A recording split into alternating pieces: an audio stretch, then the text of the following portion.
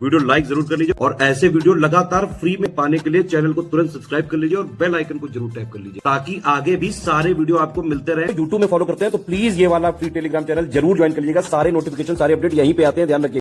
नमस्कार दोस्तों, exam preparation के यूट्यूब चैनल पर मैं प्रियंका एक बार फिर से आप सभी का स्वागत करती हूँ।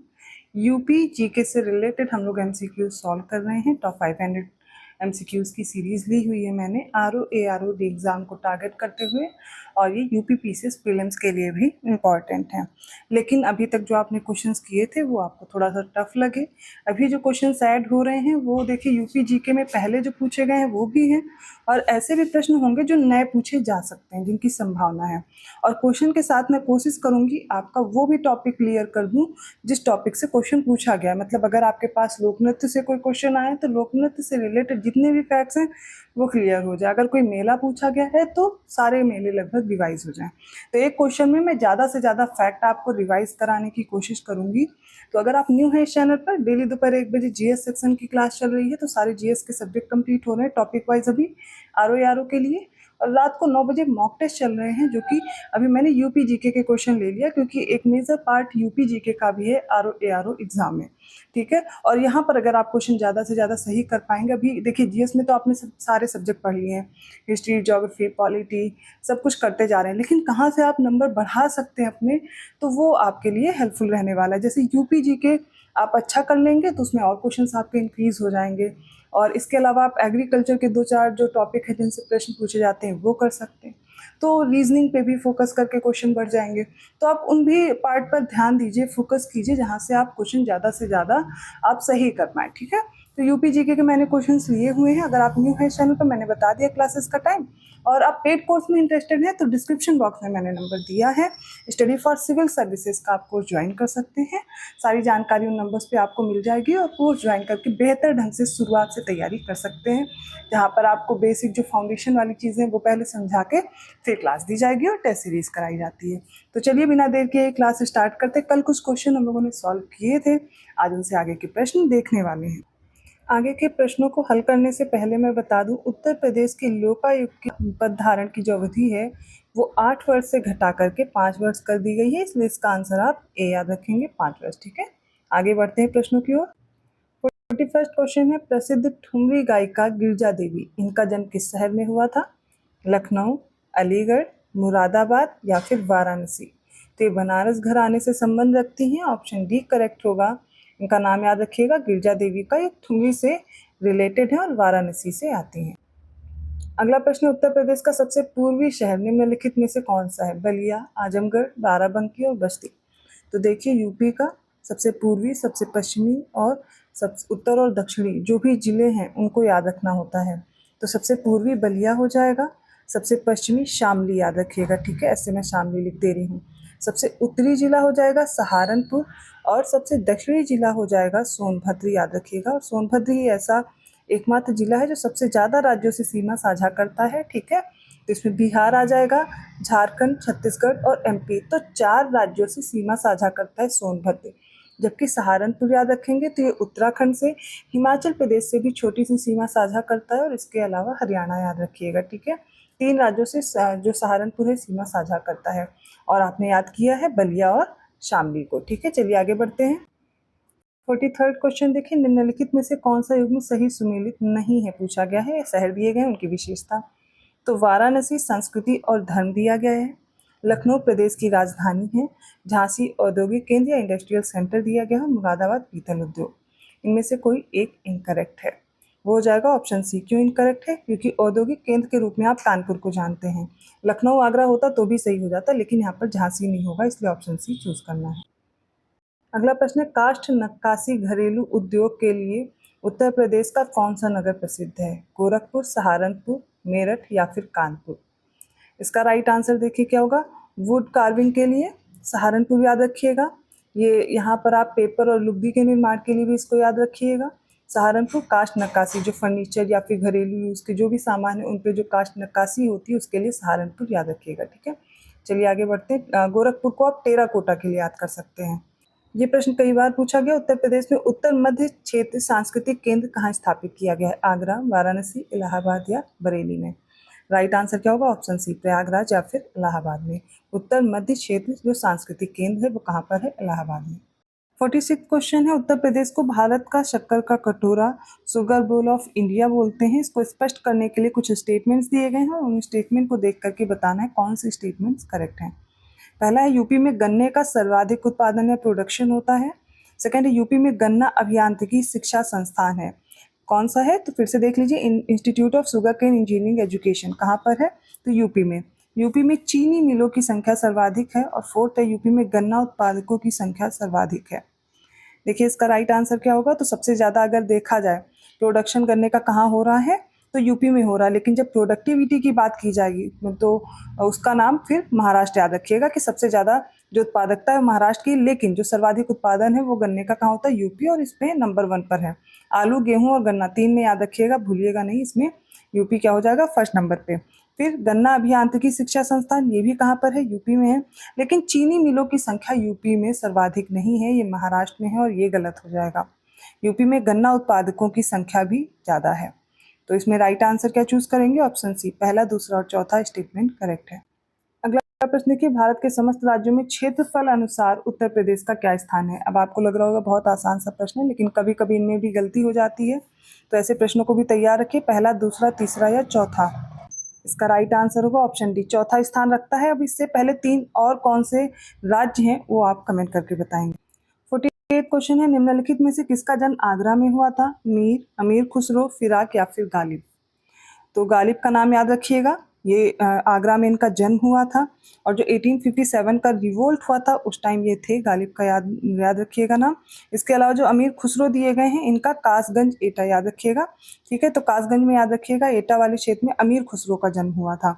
और गालिब का कहाँ? आगरा में। अगला प्रश्न है, निम्नलिखित में से किस नगर में राष्ट्रीय ललित कला अकादमी उत्तर प्रदेश में अवस्थित है? लखनऊ, वाराणसी, मथुरा और इलाहाबाद? इसका राइट आंसर होगा ऑप्शन ए, लखनऊ में। लखनऊ में ललित कला अकादमी है, 1962 में इसकी स्थापना हुई थी, याद रखिएगा। क्रोनोलॉजी में भी ये प्रश्न आ सकते हैं, जैसे भारतेंदु नाट्य अकादमी, ललित कला अकादमी, है ना। तो इस तरीके से आपको, या उत्तर प्रदेश राज्य नाट्य अकादमी जो भी है, तो इस तरीके से आपको मैच करने के लिए आ सकता है। अभी तो ललित कला अकादमी याद कर लीजिए, लखनऊ में है, और मैंने इसका इस्टेब्लिशमेंट ईयर बता दिया है, 1962। अगला प्रश्न है, Who among the following was the first woman chief minister of UP? तो उत्तर प्रदेश की पहली महिला मुख्यमंत्री कौन थी? श्रीमती राजेंद्र कुमारी वाजपेयी, श्रीमती सुचेता कृपलानी, सुश्री मायावती या श्रीमती सरोजनी नायडू? राइट आंसर क्या होगा? ऑप्शन बी, श्रीमती सुचेता कृपलानी पहली सीएम थी यूपी की, ठीक है। अब ये प्रश्न बहुत आसान से लग रहे हैं, लेकिन ये प्रश्न पूछे जाते हैं, इसलिए आप फिर से रिवाइज करते चलिए साथ में। अगला प्रश्न है, कौन सा सही सुमेलित नहीं है? कुछ स्थान दिए गए, लोकेशन है और उनके प्रोडक्ट दिए गए हैं। लखीमपुर खीरी का नक्काशीदार काष्ठ शिल्प, अभी मैंने पढ़ाया, अभी पिछले क्वेश्चन में ही आपने याद किया है कि सहारनपुर नक्काशीदार काष्ठ शिल्प के लिए फेमस है। तो लखीमपुर खीरी यहाँ पर नहीं होगा, ये गलत हो गया और यही सही उत्तर होगा। लखीमपुर खीरी जनजाति शिल्प के लिए प्रसिद्ध है, ठीक है। खुर्जा मृतिका शिल्प बिल्कुल सही है। टेराकोटा क्राफ्ट यहाँ पे होता है। मेरठ में खेलकूद का सामान, टेराकोटा के लिए आप उसको भी याद रखिएगा, गोरखपुर को, ठीक है। और जलेसर ढलवी घंटिया। अब ऐसा नहीं कि कोई एक क्षेत्र का उत्पाद है तो वो उसी क्षेत्र का ही है, लेकिन कुछ जो फेमस है उनको जरूर याद रखना है। 52nd क्वेश्चन, निम्नलिखित में से किस स्थान पर मुड़िया पूर्णिमा मेला का आयोजन किया जाता है? बटेश्वर, कन्नौज, गोवर्धन या फिर सरधना? तो गोवर्धन जो मथुरा में है, यहाँ पर मुड़िया पूर्णिमा मेला आयोजित किया जाता है। बटेश्वर पशु मेला है, कहाँ लगता है? आगरा में, याद रखिएगा, ठीक है। गोवर्धन याद रखेंगे, यहाँ पर मुड़िया पूर्णिमा मेला। आजकल ये प्रश्न ज़्यादा आते हैं, जैसे आपको कोई डिस्ट्रिक्ट दे दिया जाएगा, प्रोडक्ट है, तो ऐसी लिस्ट मैच करने को आएगी, जैसे कि डिस्ट्रिक्ट में अलीगढ़, फिरोजाबाद, मुरादाबाद, टांडा है। और उत्पाद में विद्युत करघा के उत्पाद हैं, ताले, पीतल के बर्तन और चूड़ियाँ। तो पीतल के बर्तन के लिए आपको पता है मुरादाबाद, और सी का 3 होगा। फिरोजाबाद, ये चूड़ियाँ, कांच का जो भी प्रोडक्ट होगा उसके लिए फेमस है, चूड़ियों के लिए। फिर इसके बाद अलीगढ़ के ताले आपको पता है। टांडा याद कर लीजिएगा अगर आपको याद नहीं है, तो विद्युत करघा के उत्पाद के लिए। 2, 4, 3, 1 ऑप्शन बी करेक्ट हो जाएगा। अगला प्रश्न देखिए, पक्षी विहार दिए गए हैं, उनके स्थान दिए गए हैं, कौन सा करेक्ट नहीं है बताना है। बर्ड सैंक्चुरी लोकेशन कल ही वाली क्लास में मैंने कराया भी हुआ है, अब तक याद होना चाहिए। तो समस्तपुर पक्षी विहार कहाँ है? रायबरेली में है। नवाबगंज पक्षी विहार इलाहाबाद में नहीं है, ये गलत हो जाएगा और यही राइट आंसर। इसको शहीद चंद्रशेखर आज़ाद पक्षी विहार के नाम से भी जानते हैं। तो नवाबगंज कहाँ पर है? उन्नाव, याद रखिएगा, कहाँ पर? उन्नाव, ठीक है। इसके अलावा बखीरा कहाँ है? संत कबीर नगर में है। सांडी कहाँ पर है? हरदोई में। ऑप्शन बी करेक्ट होगा। अगला प्रश्न है, उत्तर प्रदेश के निम्नलिखित में से किस मंडल में प्रथम समाजवादी अभिनव विद्यालय खोला गया था? इलाहाबाद, अलीगढ़, आगरा या फिर वाराणसी? राइट आंसर इलाहाबाद, पहले नाम इलाहाबाद था, अभी प्रयागराज याद रखना है। ऑप्शन ए करेक्ट होगा। अगला प्रश्न खनिज और जनपद से रिलेटेड दिया गया है। लिस्ट 1 को लिस्ट 2 से मैच करेंगे। सोनभद्र, इलाहाबाद, ललितपुर और मिर्जापुर। आपको पता है यूपी में बहुत ज़्यादा खनिज नहीं पाए जाते हैं, बुंदेलखंड वाली बेल्ट में ही कुछ डिस्ट्रिक्ट्स में मिलते हैं और उनको आपको याद रखना है। पहला है non plastic fire clay, second तांबा है, थर्ड शीशे वाली बालू है, ग्लास सैंड जिसे बोलते हैं, फोर्थ चूने का पत्थर है। आपको कुछ नहीं याद है फिर भी आपको एक हमेशा याद रखना है, इलाहाबाद, जहाँ पर शीशे वाली बालू या फिर ग्लास सैंड मिलती है। तो बी का क्या हो जाएगा? 3 हो जाएगा। हमें 2 ऑप्शंस में दिया गया है, पहले ये मैच करेंगे। फिर ललितपुर में क्या क्या मिलता है ये आपको पता होना चाहिए, ठीक है। तो ललितपुर सी ऑप्शन में हो। ललितपुर तांबा के लिए प्रसिद्ध है, यहाँ पर तांबा मिलता है, ठीक है। ललितपुर में तांबा, तो हमें मिल गया 3-2। बी का 3 है और सी का 2 है, ये हमें एक ही ऑप्शन में दिया गया है, वो है ऑप्शन बी। सोनभद्र में क्या मिलेगा? चूने का पत्थर, याद रखिएगा। मिर्जापुर में नॉन प्लास्टिक फायर क्ले, याद रखना है। इसके अलावा कुछ खनिज में आपको ऑल रन करा दे रही हूँ, तो आज ही आपका ये पूरा प्रिपेयर हो जाएगा। तो सबसे पहले ललितपुर का ही याद कर लीजिए। ललितपुर में क्या क्या मिलेगा? यूरेनियम, बहुत अच्छे से याद रखिएगा, यूरेनियम और तांबा, इन दोनों के लिए ललितपुर याद कर लीजिए। यहाँ पर रॉक फॉस्फेट भी मिलता है। ललितपुर का जो सुनराई क्षेत्र है यहाँ पर तांबा पाया जाता है, प्लेटिनम भी मिलता है, लेकिन आपको जो याद रखना है यूरेनियम, तांबा और रॉक फॉस्फेट, भूलेंगे नहीं। कहाँ का हो जाएगा? ललितपुर का, ठीक है। इसके अलावा आप देखेंगे झांसी में फेल्सपार पाया जाता है, इतना इंपॉर्टेंट नहीं है, लेकिन एस्बेस्टस याद रखिएगा, मिर्जापुर और झांसी में मिलता है। संगमरमर कहाँ मिलेगा? मिर्जापुर, सोनभद्र, ज़्यादातर चीज़ें आप देखेंगे मिर्जापुर, सोनभद्र में। बॉक्साइट याद रखना है आपको, बॉक्साइट याद रखना है, और इसके अलावा कोयला याद कर लीजिए। तो कोयला मिलेगा सिंगरौली, सोनभद्र। बॉक्साइट के लिए आपको बांदा और चंदौली याद रखना है। डोलोमाइट भी मिलता है यूपी में, कहाँ पर? तो मिर्जापुर, सोनभद्र, मैंने कहा आपको याद रखना है, बांदा और चंदौली याद कर लेंगे।